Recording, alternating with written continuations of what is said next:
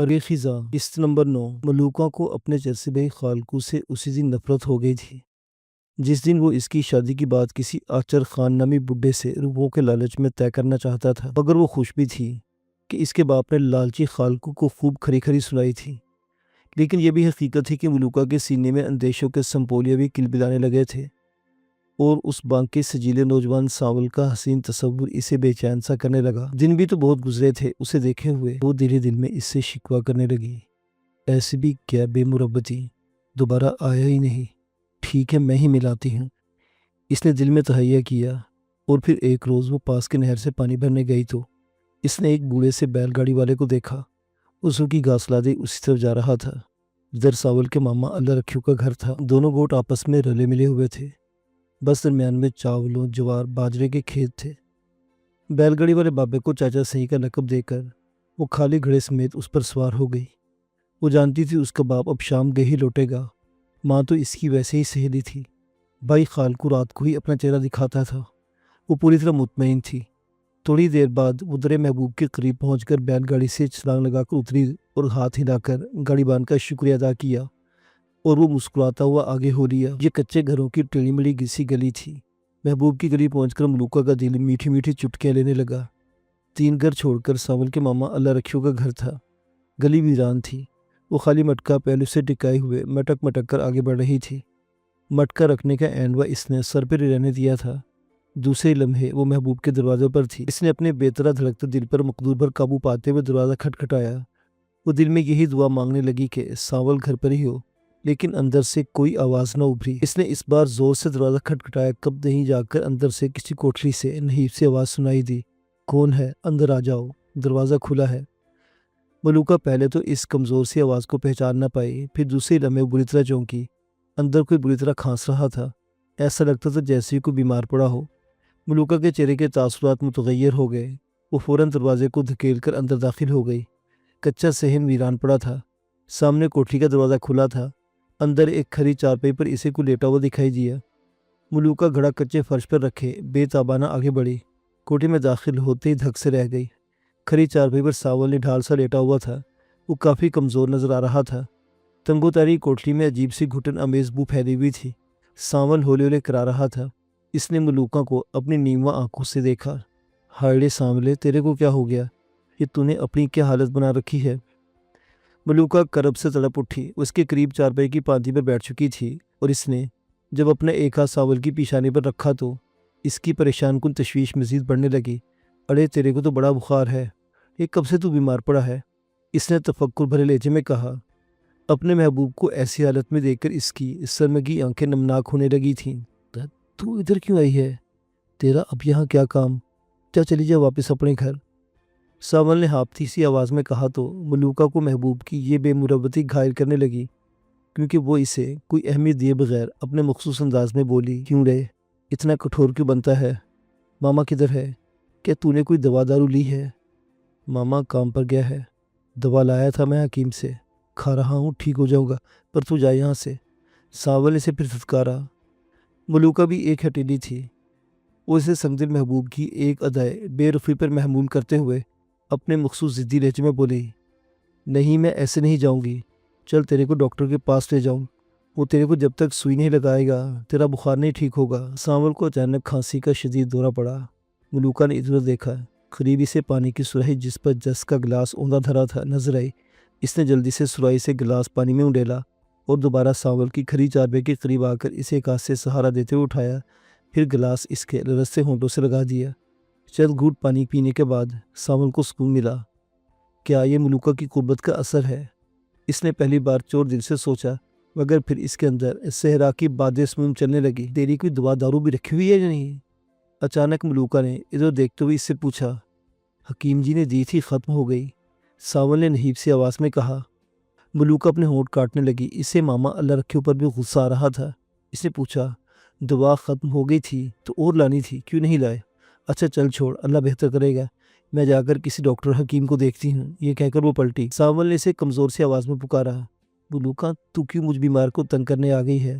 تیرے کو اللہ کا واسطہ تو یہاں سے چلی جا۔ یہ کہتے ہوئے ساول کو ایک بار پھر کھانسی کا شدید دورہ پڑا۔ ملوکہ کا دل اپنے محبوب کی بے رخی پر کٹ کر رہ گیا۔ वो पलट कर सावल की तरफ बढ़ी और फर्श पर रखा पानी से भरा गिलास उठा लिया। फिर जब इसने दूसरे हाथ से सहारा देने की गर्ज से छुआ तो सावल ने बुरी तरह इसका हाथ झटक दिया। पानी का गिलास मलूका के हाथ से छूटकर दूर जा गिरा। सावल खांसी के दरमियानी वक्फे के दरमियान दोबारा इससे गुस्सीले लहजे में बोला, चली जा यहाँ से और इधर कभी मत आना, जा। मलूका दिल महसूस कर रह गई। फिर कोठरी से बाहर सेन में आकर सिसक सिसक कर रोने लगी। इसने अपनी चादर से आंसू पूछे और जब करीब रखे अपने घड़े को उठाया, दरवाजे की तरफ बढ़ी तो अचानक दरवाज़ा खुला। वो ठिठक कर रुकी। सामने मामा अल्लाह रखे खड़ा इसके आंसू भरे चेहरे को हैरत से तकने लगा। धीए, तू यहाँ खैर तो है? वो हैरत से इसके चेहरे को तकता हुआ अंदर दाखिल हुआ।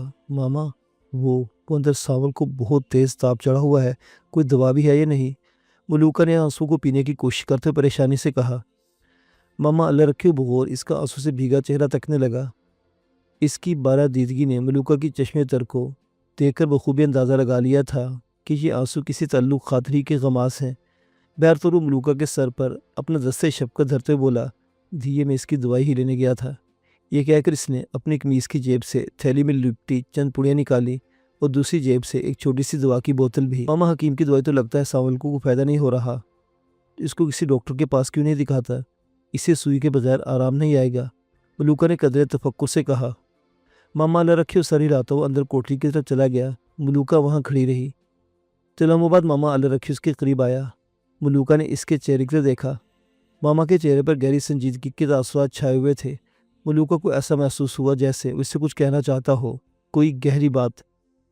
धीए, तू एक समझदार छोकरी है, मेरी बात का बुरा नहीं मनाएगी। वो कहने लगा, तेरा इस तरह अकेले इधर आना अच्छा नहीं, तेरे माँ पियो होते हैं, साथ तो और बात थी। वो खामोश हुआ तो मलूका ने एक नज़र मामा के चेहरे पर डाली, फिर खामोशी से होले से अपना सर असबात में हिलाया। तो मामा अल्लाह रखे ने उसके सर पर धीरे से अपना हाथ रखकर नरम लहजे में कहा, जी मैं समझ रहा हूँ तेरा दुख, तू मुझे अच्छी लगती है, बिल्कुल धियों की तरह। तो फिक्र न कर, मैं सावल को समझा दूंगा और मैं कोशिश करूंगा कि तेरे माँ-पियो से भी आकर एक मुलाकात करूं। मामा की बात सुनकर मलूका का दिल जोर से धड़का। इसने दीप जली आंखों से मामा के चेहरे को देखा, फिर मुहूम सी शर्मीली मुस्कुराहट के साथ लौट गई। मलूका चाहती थी कि किसी तरह इसके दिल का राज मामा तक पहुंच जाए, वो खुद बात के हालात संभाल लेगी। दरहकीकत मलूका ने जब से अपने लालची और ख़ुद गर्ज भाई खालकू के ख़तरनाक इरादे जान लिए थे, वो परेशान हो गई थी और चाहती थी कि किसी तरह सावल की दुल्हन बन जाए। मगर चूँकि वो एक शरीफ लड़की थी, इसलिए खुद से कभी भी अपने दिल का हाल नोकी ज़ुबान पर नहीं ला सकती थी। ताहम अब वो खुश थी कि इसके हाल दिल से मामा अल्लाह रखे वाकिफ़ हो गया है। लेकिन फिर जब वो सावल की बेहतराई महसूस करती तो इसका दिल कट कर रह जाता। बैत और मलूका आंसू निराश की कैफियत में गलता नहर पर पहुंची। घड़ा पानी से लबालब भरा, पुराने कपड़ों की धच्चियों और कुतनों से बनाया हुआ एंडवा सर पर रखा और मटका इस पर धरे अपने घर की तरफ हो ली। नहर से इसके घर का फासला ज़्यादा दूर ना था। आसपास चावल, जौ और बाजरे के खेतों का सिलसिला था। नहर इन सिसों से निस फासले पर थी जिधर कीकर और आसरी के दरख्तों के झुंड थे। यहाँ से पतरी बल खाती पगडंडी सामने कच्चे घरों की तरफ जाती थी। मलूका इसी पर चली जा रही थी। पगडंडी के इख्तिताम पर घनी झाड़ियाँ और ढींगरों का सिलसिला था। फिर जैसे मलूका ने एक मोड़ काटा तो इसे सामने से एक शख्स आता दिखाई दिया। मलूका ने इसकी तवज्जो न दी और अपने रास्ते पर चलती रही। अलबत्ता वो शख्स मलूका को देखकर एकदम ठिठक कर रुका, फिर दूसरे लम्हे उसका रास्ता रोक कर खड़ा हो गया। मलूका ठिठक कर रुक गई। धक्का लगने से सारंग जैसे अचानक होश में आ गया। मीरा का दिल का चेहरा उसके आंखों के सामने से महव हो चुका था, बल्कि अब उसकी जगह इमली का गुस्सीला चेहरा नजर आ रहा था। वो हड़बड़ाकर उठ खड़ा हुआ था। इमली इसे बदस्तूर तुलखू नज़रों से घूरे जा रही थी। बेचारा सारंग समझा शायद इससे मीरा के धोखे में कोई गलती सरजद हो गई है, जबकि सूरत हाल इसके बरअक्स थी। इमली तो खुद इसकी तरफ माइल थी, लेकिन सारंग के होंठों से बेइख्तियार मीरा का नाम निकलते ही इमली का वजूद रकाबत की आग से भर गया था। मीरा कौन है रे, जिसका अभी तूने नाम लिया? वो अपने दोनों हाथ पहलू पर टिकाए जारहाना अंदाज में सारंग को घूरते बोली। तो सारंग को सूरत हाल की नज़ाकत का इल्म हुआ। तीर कमान से निकल चुका था, अब छुपाना बेसूर था। चुनांचे सारंग ने गहरी सांस लेकर इसे बताया कि मीरा इसकी मंगेतर थी और वो उससे मोहब्बत करता है। ये सुनने की देर थी कि इमली जख्मी नागन की तरफ से झपटे उसका गिरेबान झंझोड़कर जहरनाक लहजे में बोली, अगर तू उससे प्रेम करता था तो मुझसे क्यों छल कपट किया? मैंने तेरे साथ कोई छल फरेब नहीं किया, तू तो खुद ही मेरे गले का हार बनी है। सारंग ने रुखाई से कहा और एक झटके से अपना गिरेबान छुड़ाया। इमली के तन बदन में जैसे आग लग गई। اس نے تیش میں آ کر سارنگ کے چہرے پر تھپڑ رسید کرنا چاہا تو سارنگ نے اس کا ہاتھ پکڑ لیا اور نفرت سے پر دھکیلتے ہوئے غصے سے غرا کر بولا، اپنی اوقات میں رہ چھوکری، ورنہ تجھے مزہ چکھا دوں گا۔ تو مجھے کیا مزہ چکھائے گا فریبی انسان، مزہ تو تجھے میں چکھاؤں گی۔ املی اپنا ہاتھ ایک جھٹکے سے چھڑاتے ہوئے نفرت بھرے لہجے میں بولی۔ اس کی آنکھوں سے نفرت اور انتقام کی چنگاریاں سی پھوٹنے لگی۔ میں نے تیری خاطر اپنے باپو کو ہلاک کیا اور تیری مدد کے لیے یہاں تک آئی، اور تو نے، وہ غصے سے ہانپنے لگی۔ میں نے تجھے نہیں کہا تھا کہ تو اپنے باپو کو قتل کر دے اور میرے ساتھ چل، تو خود اپنے ستیلے باپو پر ادھار کھائے بیٹھی تھی، سارنگ نے بدستور سرد لہجے میں کہا۔ املی چند ثانیے سارنگ کو قہرناک نگاہوں سے گھورتی رہی، پھر منتقمانہ لہجے میں بولی، ٹھیک ہے، پر میں دیکھتی ہوں تو کس طرح سرحد پار کر کے گادرے تک پہنچتا ہے۔ اس کی دھمکی پر سارنگ کو بھی غصہ آ گیا اور آنکھوں میں اس کی ایماندارانہ چمک نمودار آ گئی۔ وہ دانت پیستے اس پر جھپٹا اور اس کی نازک گردن دبوچ کر خونخوار لہجے میں بولا، دیکھ چھوکری، اگر تو نے میرے راستے میں آنے کی کوشش کی تو میں تجھے زندہ نہیں چھوڑوں گا، سمجھی؟ جا، اب بھی وقت ہے، لوٹ جا واپس اپنے گھر کی طرف۔ اس کی دھمکی کارگر ثابت ہوئی، کیونکہ اگلے لمحے جب سارنگ نے اس کی پتلی سراہی دار گردن چھوڑی تو املی بھل بھل آنسو بہانے شروع کر دیے۔ اب سارنگ کے پریشان ہونے کی باری تھی۔ وہ بہرحال فطرتاً ایک نرم دل انسان تھا، تاہم وہ چپ چاپ کھڑا املی کو روتے ہوئے دیکھتا رہا۔ رات اپنے نصف پہر میں داخل ہو چکی تھی۔ چاند کی طلسماتی روشنی میں لق و دق صحرا بڑا پراسرار منظر پیش کر رہا تھا۔ ہر سو ویرانی مسلط تھی۔ املی نے اب تک رونا بند نہیں کیا تھا۔ وہ اپنے دونوں ہاتھوں سے چہرہ ڈھانپے روئے چلی جا رہی تھی۔ اگرچہ سارنگ کو ایک طرف املی پر ترس آ رہا تھا تو دوسری طرف وہ اس سے خائف بھی ہونے لگا تھا۔ اس کی چھٹی حس کہہ رہی تھی کہ املی اس کے لیے کسی بھی وقت مصیبت کھڑی کر سکتی ہے۔ اس کے یہ آنسو مگرمچھ کے آنسو بھی ہو سکتے تھے۔ اس سے یکدم اپنی کنچری بدلنے کی کوشش کی اور موقع ملتے ہی اسے ڈس لے گی۔ لہٰذا بہتر یہی ہے کہ اس چنڈالنی کو ادھر ہی روتا چھوڑ کر آگے نکل جائے۔ یہ سوچ کر وہ چپ چاپ آگے بڑھ گیا۔ ابھی وہ چند ہی قدم آگے بڑھا تھا کہ اچانک عقب سے املی کی روحانسی آواز سنائی دی، سارنگ رک جا، میں آ رہی ہوں۔ لیکن سارنگ نہیں رکا۔ وہ بدستور مدھم چاندنی میں ریت پر آگے بڑھتا رہا۔ اتنے میں املی بھی دوڑتے ہوئے اس کا راستہ روک کے کھڑی ہو گئی اور آنسو بھرے چہرے کے ساتھ ملتجیانہ لہجے میں بولی، سارنگ، مجھے بھی اپنے ساتھ لے چل، بے شک مجھے اپنی باندھی بنا لینا، پر مجھے اکیلا نہ کر کے جا، میں تیرے آگے ہاتھ جوڑتی ہوں۔ مگر سارنگ رکا نہیں اور کوئی جواب دیے بغیر برابر آگے بڑھتا رہا۔ املی بھی گرتی پڑتی اس کے ساتھ ہو لی اور بدستور گڑگڑانے لگی، سارنگ، میں نے غصے میں تجھے جانے کیا ڈالا، دیکھ مجھے معاف کر دے، میں قسم کھاتی ہوں کہ تیرا راستہ کھوٹا کرنے کی کوشش کبھی نہیں کروں گی۔ اس کے بعد سن کر اچانک سارنگ چلن میں رک کر اس کے چہرے کو گھورتا رہا، پھر درست لہجے میں بولا، تو نے اگر میرا راستہ کھوٹا کرنے کی کوشش کی تو یاد رکھنا، میں تجھے زندہ نہیں چھوڑوں گا، سمجھی؟ یہ کہہ کر سارنگ آگے بڑھ گیا۔ املی اس کے عقب میں چلی آ رہی تھی۔ صبح دم وہ سرحد کے قریب کولبی قبیلے کی بستی کے قریب پہنچ گئے۔ یہ بستی قریباً 150 نفوس پر مشتمل تھی۔ میگوار عورتوں نے خالص تھری طرز کے لباس زیب تن کر رکھے تھے۔ عورتوں اور لڑکیوں کے رنگ کھلتے ہوئے تھے، مگر مرد ان کے دبلے پتلے اور خاکستری سے رنگوں کے تھے۔ وہ ان دونوں کو حیرت سے دیکھنے لگے، پھر دیکھتے دیکھتے ان کے گرد لوگوں کا ایک ہجوم اکٹھا ہو گیا۔ ان کے قبیلے میں انہی کی طرح کے دیگر خانہ بدوش بھی تھے۔ سارنگ اور املی نے خود کو میاں بیوی ظاہر کیا تھا، نیز اپنے متعلق یہی بتایا تھا کہ وہ دونوں راستہ بھٹک کر ادھر آ نکلے ہیں اور در حقیقت ان کا تعلق سرحد پار کے علاقے سے تھا۔ وہ خود بھی پوندے ہی تھے۔ بستی کے لوگ اسے مکھیا کے پاس لے گئے، جو ایک خاصے بڑے سرکنڈوں کے جھوپڑے میں اپنی بیوی بچوں کے ساتھ رہتا تھا۔ اس کا نام مکھڑو کولبی تھا۔ وہ ایک موٹا تازہ اور گھٹے ہوئے جسم کا مالک شخص تھا۔ رنگ الٹے توے کی طرح سیاہ تھا، گینڈے جیسی موٹی سی گردن تھی اور سر انڈے کے چھلکے کی طرح بالوں سے بے نیاز تھا۔ کانوں میں بالیں جھول رہے تھے، آنکھیں بڑی بڑی تھی اور ان میں خاص قسم کی چمک ہلکورے لے رہی تھی۔ اس کے گینڈے جیسے جسم پر صرف ایک کھلے بٹوں والی واسکٹ اور کھلے پونچوں والی گھیردار شلوار تھی۔ سارنگ کو پہلی نظر میں یہ شخص کسی بستیا کی مکھیا کے بجائے صحرائی لٹیروں کا سردار محسوس ہوا۔ وہ چند ثانیے گھورتی ہوئی نظروں سے ان دونوں کو دیکھتا رہا، پھر اس کی نظریں بالخصوص املی کے چہرے پر جم گئی۔ دوسرے لمحے وہ ایک سنسناتی ہوئی سانس بھرتے ہوئے بیک وقت دونوں کو مخاطب کرتے ہوئے گونجدار آواز میں بولا، تم دونوں کون ہو اور کہاں سے آئے ہو؟ اس سے شاید ابھی تک ان کے بارے میں پوری طرح آگاہ نہیں کیا گیا تھا، یا پھر کسی اور مقصد کے تحت ان سے براہ راست معلومات چاہتا تھا۔ ہم دونوں میاں بیوی ہیں، ادھر سرحد پر راجستھان کے ایک پودائی گدا سے بھٹک کر یہاں نکلے ہیں۔ سارنگ نے مقدور پر اپنا لہجہ بنجاروں جیسا بنانے کی کوشش کی تھی۔ راجستھان اور تھر میں ویسے ہی بنجاروں کی بہتات تھی اور سارنگ ان کے بیچ رہا تھا۔ سندھ میں آباد ہونے والے زیادہ تر بنجاروں کو سندھی آتی تھی۔ یہی حال راجستھان کے بنجاروں کا تھا، انہیں بھی سندھی آتی تھی۔ یہی وجہ تھی کہ مکھڑو کولبی کو سارنگ کی باتوں پر شبہ نہ ہو سکا تھا کہ وہ جھوٹ بول رہا ہے۔ پھر رہی صحیح کسر املی کی بنجاروں والی وضاحت نے پوری کر دی۔ سائیں، ہم دوبارہ واپس اپنی دھرتی پر جانا چاہتے ہیں، اگر ہمیں دھرتی پر پہنچا دیا جائے۔ سارنگ نے جلدی سے ہاتھ جوڑ کر دوبارہ ملتجیانہ لہجے میں کہا، تیرا نام کیا ہے لے؟ من مکھڑا کولبی سارنگ سے اس کا نام پوچھا۔ میرا نام ہاتھو ہے اور یہ میری پتنی شرما دیوی ہے۔ سارنگ نے اپنا اور املی کا نام غلط بتاتے ہوئے کہا۔ مکھیا نے ایک بار پھر دونوں کو برماتی نظروں سے گھورتے ہوئے گونجیلی آواز میں کہا، سرحد پار اب تمہارا لوٹنا بہت مشکل ہے، لیکن اب ممکن نہیں۔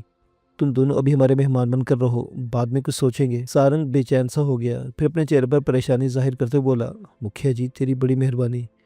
اگر ادھر میرے ماتا پتا میری بڑی چنتا کر رہے ہوں گے، اگر ہم دونوں کو جلدی سے سرحد پار پہنچا دو تو تیرا احسان کبھی نہ بھولوں گا۔ اس کی بات سن کر مکھڑو کولبی کے ایک لمحے کو آنکھیں سکیڑ کر سارنگ کے چہرے کو گھورتا رہا، پھر وہ اپنا بیل جیسا بڑا سا سر ہلاتے بولا، اچھا ٹھیک ہے، دیکھتے ہیں، کرتے ہیں کچھ تمہارے لیے۔ سارنگ کو تسلی ہو گئی۔ پھر ان دونوں کو جھونپڑی کے ایک مہمان گوشے میں جگہ دے دی گئی۔ ان دونوں کو بکری کا تازہ دودھ اور مکھن چپڑی، جوار کی روٹی اور ساگ دیا گیا، تھوڑے ابلے ہوئے چاول بھی تھے۔ ان دونوں نے ڈٹ کر کھانا کھایا۔ اس کے بعد انہوں نے پیالوں میں چائے دی۔ سارنگ ان بنجاروں کا رہن سہن دیکھ کر حیران ہوا تھا۔ بے شک یہ خانہ بدوش تھے، مگر جہاں بھی ڈیرا ڈالتے تھے پورے آرام و سکون سے رہتے تھے، وہ ضرورت کی ہر شے اپنے ساتھ رکھتے تھے۔ شکم سیر ہوتے ہی سارنگ اور املی کو نیند نے آ لیا۔ چارپائیوں کو کوئی تصور نہ تھا، البتہ فرش پر 3-4 رنیوں کو جوڑ کر دری سی بنائی ہوئی تھی۔ 2-3 میلے سے بوسیدہ تکیے بھی دھرے تھے۔ دونوں ذرا فاصلے پر لیٹتے ہی بے سدھ ہو کر گہری نیند میں ڈوب گئے۔ سدھورا اور پرویز کا بڑی سادگی سے نکاح پڑھوا دیا گیا۔ سدھورا نے حالات سے سمجھوتا کرنا سیکھ لیا تھا، اور یہ درست بھی تھا کہ اس نے اپنے ہونے والے بچے کی خاطر ہی پرویز سے شادی کرنا گوارا کیا تھا۔ وہ اپنے کرتوت کی سزا اس معصوم کو نہیں دینا چاہتی تھی، ورنہ اس کے دل و دماغ میں ابھی تک اپنے محبوب ساول کی شبی بسی ہوئی تھی۔ سدھورا کا خیال تھا کہ وہ گھر بار میں مصروف ہو جائے گی تو ساول کو فراموش کر دے گی، مگر پرویز سے شادی کی بات تو ساول کا خیال اسے مزید پریشان کرنے لگا۔ ساول کو فراموش کرنا اب اس کے اختیار میں نہ رہا تھا۔ بہرطور پرویز اسے دلہن بنا کر اپنی قیوم آباد والی رہائش گاہ میں لے آیا۔ ڈاکٹر فوزی نے سدھورا کو منع کرنے کے باوجود اسے چند تولے سونے کا زیور بھی بنا کر دیا تھا اور جہیز بھی دیا تھا، جو ایک سوزوکی وین میں لادا گیا۔ موسی سدھورا کے ساتھ گئی تھی، جو 2 گھنٹے بعد لوٹ آئی تھی۔ سدھورا اپنے شوہر پرویز کے ساتھ شام 9 بجے کے قریب اس کے گھر پہنچی۔ 2 کمروں کا ایک عام سا گھر تھا، ہر شے ابتر حالت میں تھی۔ موسی نے 1.5-2 گھنٹے بعد رہنے کا حق ادا کرتے ہوئے گھر کی حالت قدرے بہتر کر دی تھی۔ پھر جہیز کا سامان ترتیب بار رکھا گیا۔ سدھورا نے محسوس کیا کہ پرویز کا گھر بالکل خالی سا تھا۔ اس کے جہیز کا سامان رکھتے ہی خالی گھر اب بھرا بھرا سا محسوس ہونے لگا تھا۔ وہ حجرہ عروسی کے نام پر ایک کمرے کو اپنے لیے پہلے ہی سجا رکھا تھا۔ سدھورا اپنے کامدار دلہن والے ریشمی سوٹ میں بڑی سی پلنگ نما چارپے پر گٹھڑی بنی بیٹھی تھی۔ اداس چاند کی مس۔ رات 11 بجے کے قریب پرویز چند مہمانوں اور دوستوں کو رخصت کرنے کے بعد سین کے دروازے کو کنڈی چڑھانے گیا تھا۔ سدھورا بدھ بنی پلنگڑیاں پر بیٹھی تھی، نئی نویلی دلہنوں والے ارمانوں سے بے نیاز۔ نہ اس کی سماعتیں اپنے مجازی خدا کی چاپ سننے کے لیے بے چین تھی اور نہ دل میں بے طرح دھڑکن تھی۔ نہ اس کی اداس آنکھوں کی جھیل میں اپنے مجازی خدا کی آمد کے منتظر کنول کھلے تھے، اور نہ ہی اس کے ہنائی لبوں پر دلہنوں والی ہلکی سی مسکان تھی۔ جوان وجود میں کوئی ہلچل نہ تھی، وہ زندہ لاش کی مثل بیٹھی تھی۔ کمرے میں ٹیوب لائٹ روشن تھی، دروازہ بھلا ہوا تھا، سدھورا کا سر جھکا ہوا تھا۔ دفن قدموں کی چاپ ابھری، مگر سدھورا کے اندر کوئی ہلچل نہ تھی۔ پھر کوئی اس کے قریب آ کر چارپے پر دھنسا گیا۔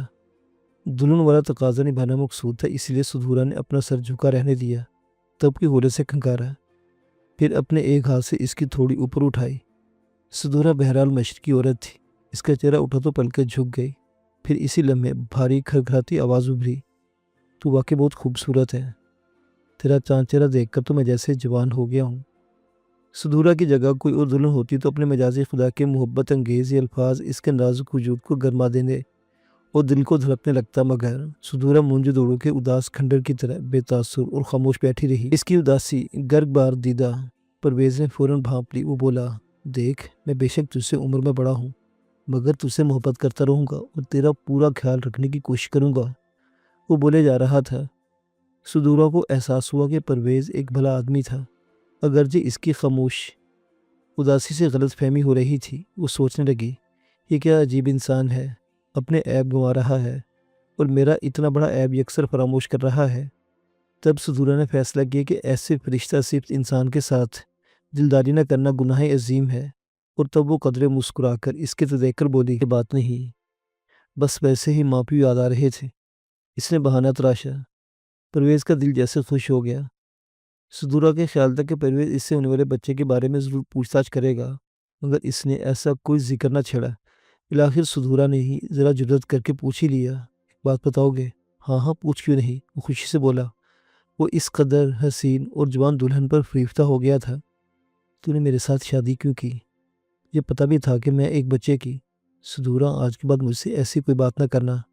پرویز ایک دم مصنوعی خفگی سے بولا، مگر پھر دوسرے لمحے لہجے کو نرم کر کے بولا، سدورا تو مجھ سے ایک وعدہ کر کے پچھلی تمام باتیں بھول جائے گی، کر وعدہ۔ سدورا نے ہولے سے اس بات میں سر ہلایا، نہیں، منہ سے بول۔ اس نے بچوں کی طرح ضد کی، وعدہ؟ پھر میری ایک آخری بات کی تسلی کر دے، ہاں بتا، میرے ہونے والے بچے کو اپنا نام دے گا نا؟ جواباً کمرے کی محدود ماحول میں خاموشی سی چھا گئی۔ سدورا کے اندر وسوسوں کے خوابیدہ سنپولیے بیدار ہو کر اسے ڈسنے لگے۔ سدورا کی نگاہیں پرویز کے گمسم چہرے پر جمی ہوئی تھی۔ وہ بڑی بے چینی سے اس کی بات سننے کی منتظر تھی۔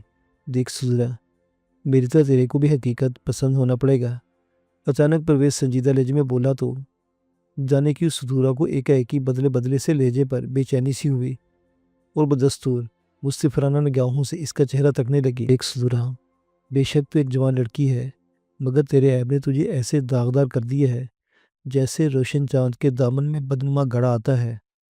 ہم دونوں کی شادی بے شک ہم دونوں کی ضرورت سے ہی، مگر ہمیں ضرورت سے زیادہ ایک سمجھوتے کے ساتھ زندگی گزارنی ہوگی۔ وہ اتنا کہہ کر تھما۔ سدورا اس کا چہرہ تکنے لگی۔ اس سے اب اس کی باتیں عجیب سی محسوس ہو رہی تھی اور اس کا رویہ اچانک ہی بدل گیا تھا۔ سارے مرد ایسے ہی ہوتے ہیں، اپنے مفاد کی بھیڑ پر ایک مجبور عورت کو چڑھانے والے۔ اس نے تلخی سے سوچا مگر چپ رہی۔ لمحہ بھر توقع کے بعد اس نے دوبارہ کہنا شروع کیا، ہماری زندگی بھی کچھ لو اور دو کے ساتھ ہی نبھ سکتی ہے، وہ بولا۔ اور سدورا نے حیرت سے سوچا، یہ اس سے کیا لینا چاہتا ہے؟ اس طرح ہماری زندگی بھی ہنسی خوشی گزرے گی۔ اتنا تو میں بھی جانتا ہوں کہ تو نے مجھ سے شادی اس لیے کی ہے کہ تجھے باعزت زندگی گزارنے کا موقع ملے، اور سب سے اہم بات یہ کہ تیرے ہونے والے بچے کا باپ کا نام ملے۔ معاف کرنا، سچی بات شروع میں بری لگتی ہے، مگر اس کے نتائج برے نہیں ہوتے۔ تیرے کو میں یہ کڑوے گھونٹ اس لیے پلا رہا ہوں کہ بعد میں تو میرے ساتھ اور اپنے ہونے والے بچے کے ساتھ ایک اچھی زندگی گزارے۔ وہ گہرے لہجے میں اتنا کہہ کر خاموش ہوا۔ سدورا کے دل و دماغ میں محیب سناٹوں کی سائیں سائیں گونجنے لگی۔ اور پھر اس نے بے اختیار پوچھا، تو تم مجھ سے کیا چاہتے ہو؟ تو تم سے جو کچھ چاہتا ہوں وہ میں بعد میں تمہیں بتا دوں گا، پرویز نے اسرار بھرے لہجے میں کہا اور خاموش ہو گیا۔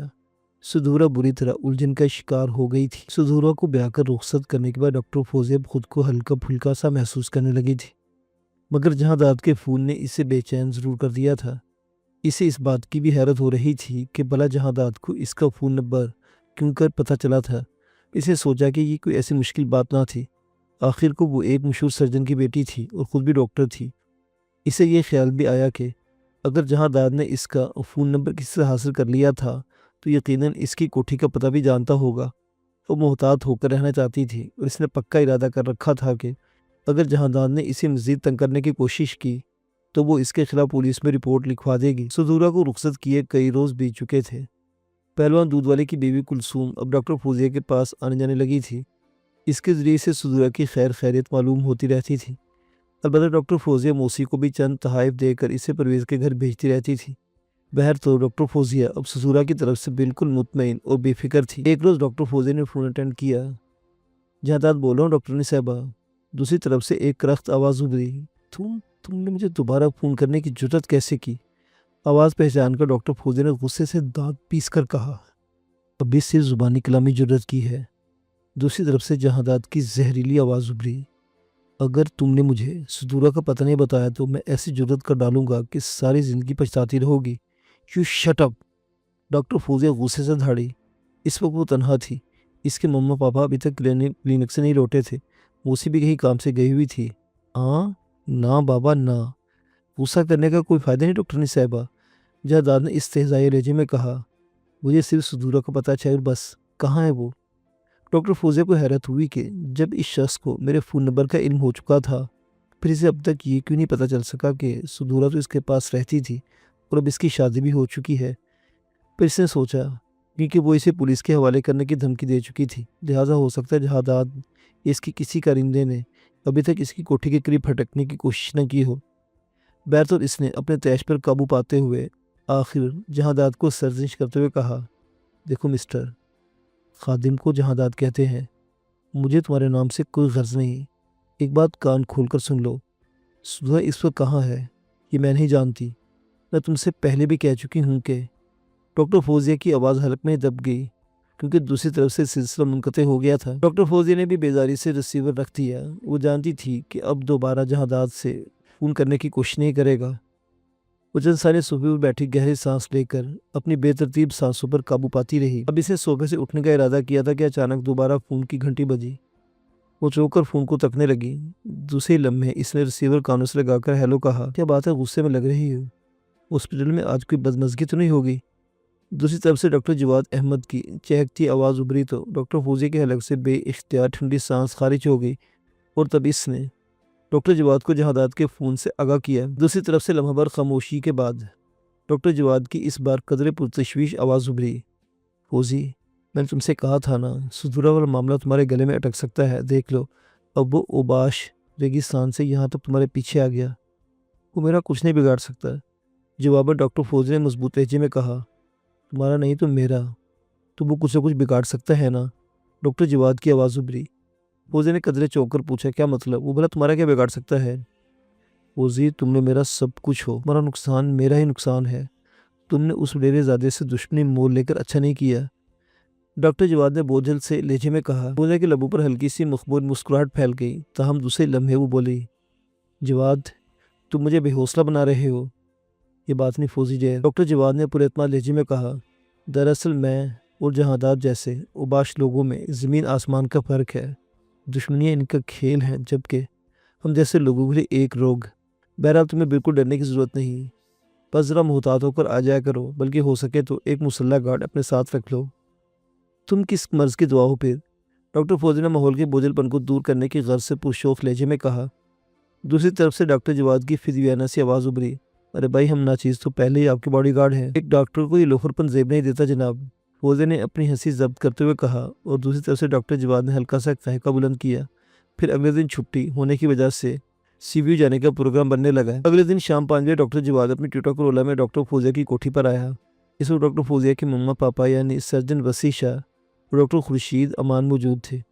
وہ دونوں بھی ڈاکٹر جواد کو پسند کرتے تھے۔ اس کی ایک وجہ یہ تھی کہ ڈاکٹر جواد ایک بڑے بزنس مین کی اکلوتی اولاد تھا، اور دوسری طرف ان دونوں کے انڈرسٹینڈنگ کے حوالے سے انہوں نے فیصلہ محفوظ کر رکھا تھا۔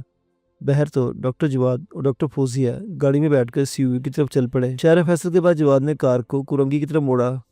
2-3 معروف چرنگیاں کراس کرنے کے بعد جب ان کی کار نسبتاً ایک ویران سڑک پر پہنچی تو اچانک ان کے عقب میں ایک سفید رنگ کی لینڈ کروزر آندھی طوفان کی طرح نمودار ہو کر قریب سے گزر گئی اور آگے جا کر ذرا فاصلے پر روڈ بلاک کر کے کھڑی ہو گئی۔ ڈاکٹر جواد نے جلدی سے بریک پیڈل پر پاؤں کا دباؤ ڈال دیا، ٹائروں کو زور سے چرچنائیں سما خراشی ابھری اور کار سامنے آڑی ترچھی کھڑی لینڈ کروزر کے قریب جا کر جھٹکے سے رک گئی۔ اس اچانک جھٹکے سے ڈاکٹر فوزیہ کا سر سامنے کار کے ڈیش بورڈ سے ٹکراتے بچا۔ لینڈ کروزر کے دو طرف کے دروازے کھلے اور 4-5 مسلح افراد جارحانہ انداز میں ان کی کار کی طرف بڑھے۔ اس صورتحال پر وہ دونوں بوکھلا گئے۔